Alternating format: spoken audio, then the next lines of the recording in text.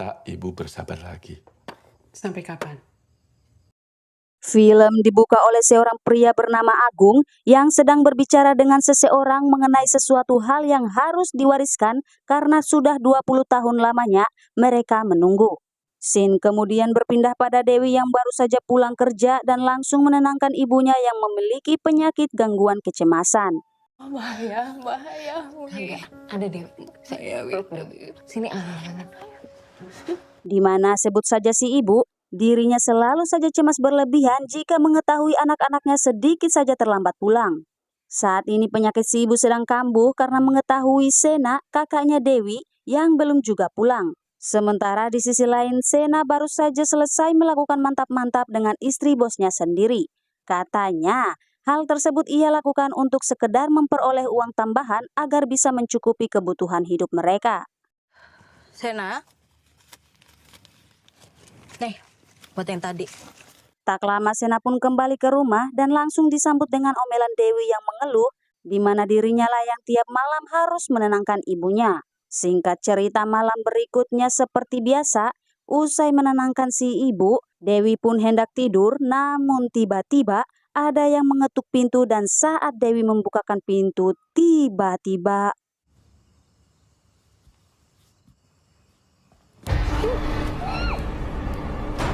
Dewi disekap lalu ditanyai keberadaan Sena.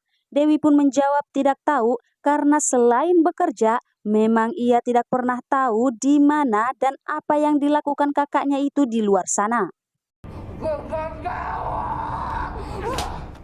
Tiba-tiba dari belakang si ibu yang terbangun menghantam kepala salah satu penyusup. Si penyusup yang temperamental pun langsung membalas dengan menampar si ibu. Dilanjutkan dengan pukulan bertubi-tubi pada wajah si ibu karena si ibu sempat menggigit kakinya. Tak hanya itu, si penyusup melanjutkan perlakuan kekerasannya terhadap si ibu dengan mencelupkan kepala si ibu dalam bak kamar mandi. Di sini pula si penyusup mengungkap alasan mereka mencari Sena ialah untuk memberinya pelajaran karena telah berani melakukan mantap-mantap dengan istri bos mereka.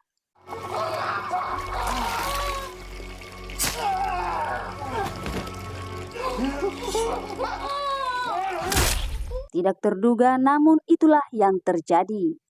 Usai pemakaman si ibu, malamnya Dewi melihat sosok ibunya dalam gelap.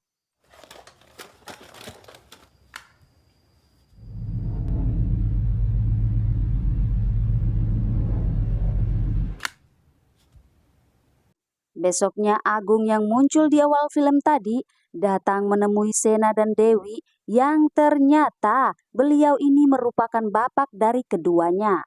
Maksud kedatangannya kembali setelah meninggalkan mereka puluhan tahun ialah ingin mengambil alih tanggung jawab setelah ibu mereka tiada. Ya, hitung-hitung sebagai permintaan maafnya karena telah menerlantarkan mereka. Agung berniat mengajak mereka kembali tinggal di rumah yang pernah mereka tinggali sebelumnya. Awalnya mereka menolak, namun setelah ditimbang-timbang, akhirnya mereka pun setuju ikut bersama Agung.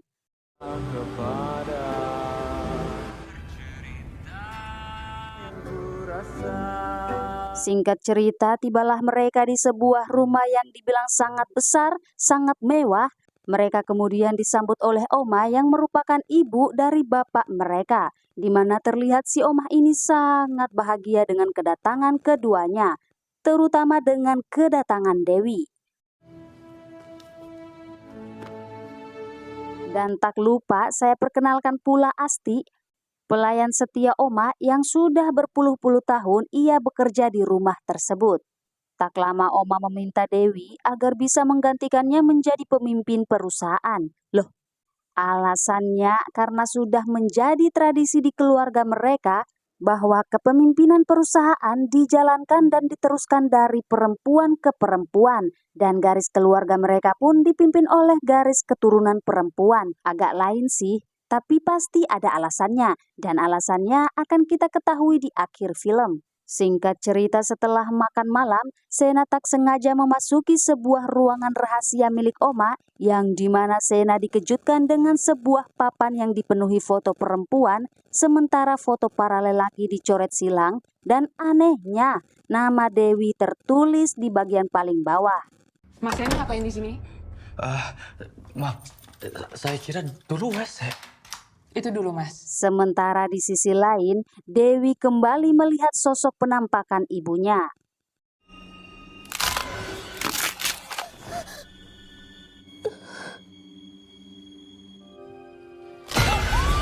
Entah apa maksud si ibu yang selalu menampakkan dirinya pada Dewi, yang pastinya hal tersebut sangat meresahkan bagi jantung saya. Loh, besoknya mereka diajak ke peternakan sapi yang menjadi usaha turun-temurun bagi keluarga mereka. Sementara Sena belajar menguliti sapi, Dewi ditempatkan di bagian kantornya sebagai admin. Saat sedang membaca beberapa dokumen perusahaan, Dewi tercengang tak percaya melihat fakta bahwa perusahaan tersebut telah dipegang Omah sejak tahun 1935, yang artinya umur Omah telah mencapai lebih dari 100 tahun. Ini kagak salah cetak ya? Dipegang oleh Ibu Gayatri Desari sejak 1935. Memang seperti itu. Sementara di sisi lain, salah satu karyawan mengatakan pada Asti bahwa tiba-tiba saja sapi mereka kembali sehat setelah 20 tahun belakangan. Sapi-sapi mereka diserang penyakit yang membuat banyak sapi mati dan pendapatan perusahaan pun menurun. Malamnya Dewi ingin memastikan kebenaran tentang umur Oma pada Asti. Namun si Asti ini hanya meminta Dewi agar tak menerima informasi apapun tentang keluarga itu selain dari dirinya. Kemudian Asti menemui Oma dan mendesaknya agar pewaris segera dipindah tangankan pada Dewi, mengingat penantian 20 tahun yang mereka lewatkan begitu saja. Beri saya 2 hari. Malam berikutnya Dewi memberitahu Oma akan perasaan kangennya terhadap ibunya. Di sini Oma berkata bahwa Dewi bisa saja bertemu ibunya namun butuh pengorbanan.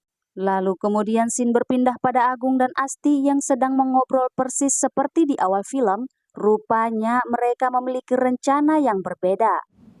Apa rencana besarmu? Saya hanya menjaga tuan saya. Setelahnya Agung menemui Jaka yang merupakan karyawan terpercaya di perusahaan yang saat ini Jaka membawa belati yang berhasil ia curi dari ruang rahasia Oma atas perintahnya Agung. Fakta pun terungkap kalau ternyata selama ini Oma melibatkan iblis dalam kesuksesan perusahaannya.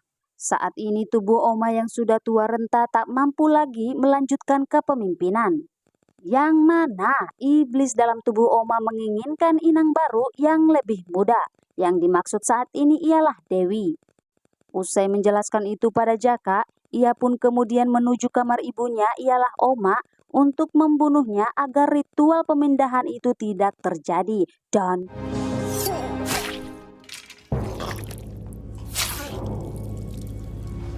keesokan paginya jasad Agung ditemukan di pemotongan dalam keadaan tergantung. Duka pun kembali terjadi di mana Sena meminta Dewi agar meninggalkan rumah itu karena sehari sebelum kematian bapak mereka, beliau menyimpan pesan pada Sena agar melindungi Dewi. Kemudian terlihat Asti memprovokasi Sena dan mengatakan pelaku pembunuhan bapaknya ialah Jaka, di mana saat bersamaan Sena menerima pesan dari Jaka agar menemuinya di pemotongan seorang diri. Di sisi lain Dewi yang merasa kehilangan kini merasa rindu berat pada si ibu. Dan tiba-tiba saja hantu si ibu yang biasanya seram dan datang menakuti Dewi kini terlihat berbeda. Ia tampil dengan rapi dan lemah lembut. Faktanya itu bukanlah ibunya, melainkan iblis yang sebentar lagi akan bersemayam dalam tubuh Dewi. Dewi,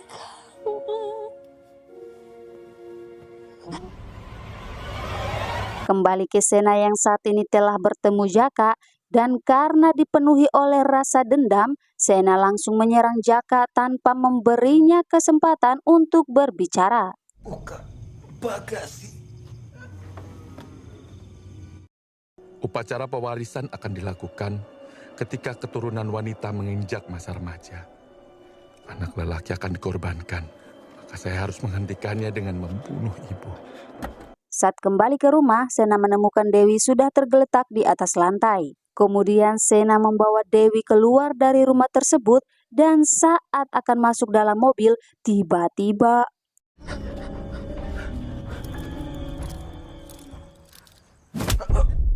scene berpindah pada Dewi yang tersadar dari pingsannya dan langsung menyaksikan adegan yang bakal menjadi traumanya seumur hidup.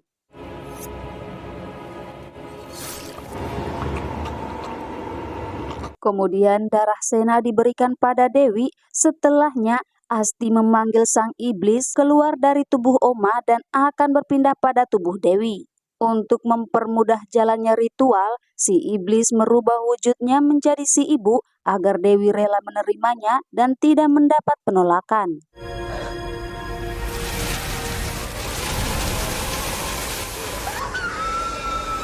Anjing, tiba-tiba film pun selesai.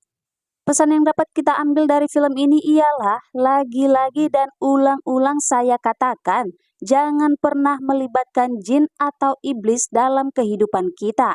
Itu saja. Sampai di sini saja dulu alur cerita film kali ini. Terima kasih buat kalian yang sudah menonton. Sehat selalu dan sampai jumpa di alur cerita film selanjutnya. Adios.